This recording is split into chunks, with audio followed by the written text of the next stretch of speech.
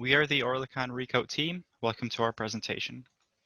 Oerlikon AM asks us to look into solutions into two major problems in laser-based additive manufacturing. The primary objective of this project was to create a device that could detect impacts of the recoder blade in the EUS M290 during the recode process. The secondary objective of this project was to design a conceptual process to create a 3D heat map of the part being produced. To briefly go over the recoding process, in Figure 1 on the top left, the building platform is lowered and the recoder arm moves across the print bed in a linear motion across the ZX axis.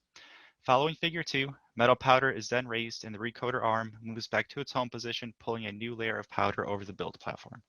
The impact between the recoder and part occurs when a swelled portion of the part comes in contact with the recoder. Impacts can result in uneven print layers, leading to more impacts or a defective part. Impact events will be monitored using an accelerometer and a piezoelectric transducer. The PT sensor will be coupled with an amplifying filter circuit to help reduce noise and increase radial sensitivity for impact detection. The accelerometer will be used to keep track of both the recoder position and the layer count of the print. The signal processing of the sensor and data transmission will be done by the Node MCU.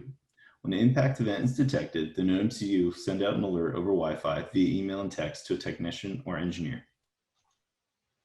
The housing for the electronic center device will be 3D printed out of ABS material.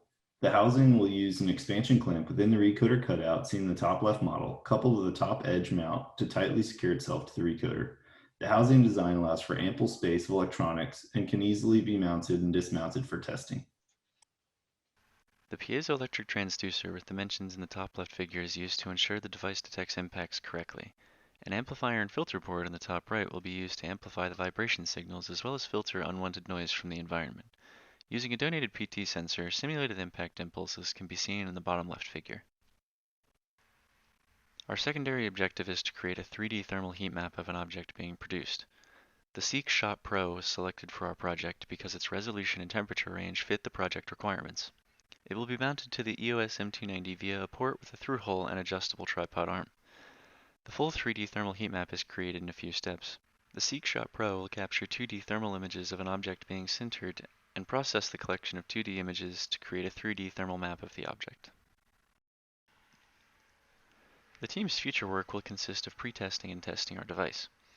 Pre-testing is mostly fabrication and assembly of the device, then programming of the microcontroller. Testing of the device starts with dry tests in a lab setting, then test fits and test runs on the recoder. Once everything is functioning correctly, the device is endurance tested and code improvements can be made to improve overall performance.